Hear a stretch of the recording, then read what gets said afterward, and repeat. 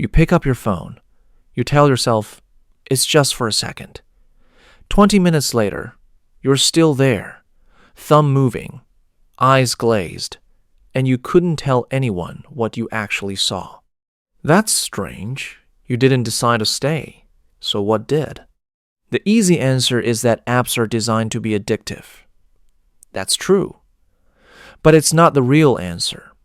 The real answer is far stranger. Your brain isn't malfunctioning when you scroll. It's doing exactly what it was built to do in an environment it was never built for. Start with your ancestors. 200,000 years ago, survival depended on noticing what changed. A rustle in the grass, a shift in the wind, a face in the distance that wasn't there before. Ignore a threat and you die. Ignore an opportunity, like fruit ripening on a tree, and you starve. Evolution built you a mind that is always scanning, always hungry for the next new thing. Psychologists call this novelty seeking, and it isn't a flaw. It's the reason your species is still here. Here's the twist. Your brain doesn't reward you for finding something good. It rewards you for the chance that something good might be coming. In the 1950s, researcher B.F. Skinner ran an experiment with pigeons and a lever. Some pigeons got a food pellet every time they pressed it. They pressed it occasionally, then stopped. Other pigeons got a pellet at random, unpredictable intervals. Those pigeons pressed the lever compulsively, over and over, even when no food came. Skinner called this a variable ratio reinforcement schedule, and it turned out to be the most powerful behavioral hook ever documented. Not certainty, uncertainty.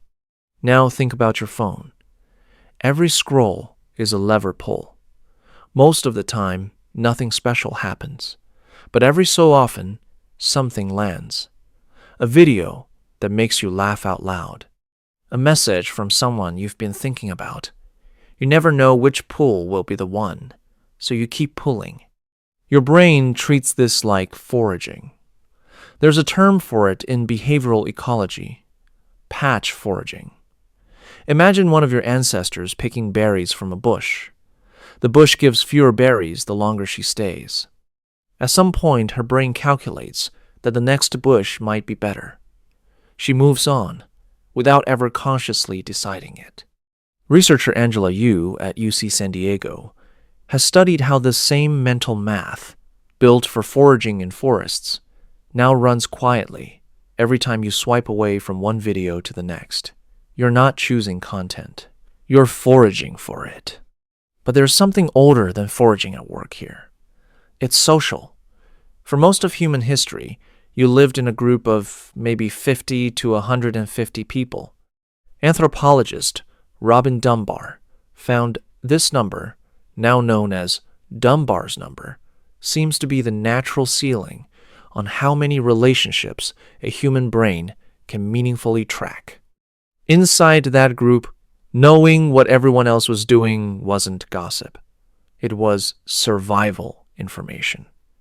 Falling out of the loop could mean falling out of the tribe. And exile often meant death. Your phone tricks this exact system. Every notification feels like tribal information. Your ancient brain doesn't know the difference between someone from your village and a stranger on the other side of the planet. It just registers, someone did something, and it might be about you. So you check.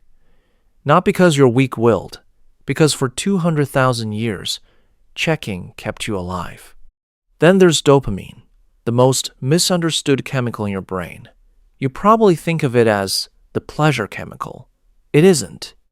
Neuroscientist Wolfram Schultz, working with monkeys in the 1990s, discovered that dopamine doesn't spike when a reward arrives. It spikes in anticipation of the reward, right before you know if you'll get it. The moment of not knowing is the peak, which means The app doesn't need to make you happy. It just needs to make you wonder. A loading icon, a three-dot typing bubble, a thumbnail that shows just enough to make you curious, not enough to satisfy you. Every tiny gap between question and answer is a lever pull, dressed up in modern packaging. Here's where it gets uncomfortable. None of the people who build these systems needed to study ancient human psychology to exploit it. They only needed to test what kept people on the app longer. And the patterns that worked were, again and again, the same patterns your brain evolved to respond to long before screens existed. The algorithm didn't invent your hunger. It just found it and started feeding it on command.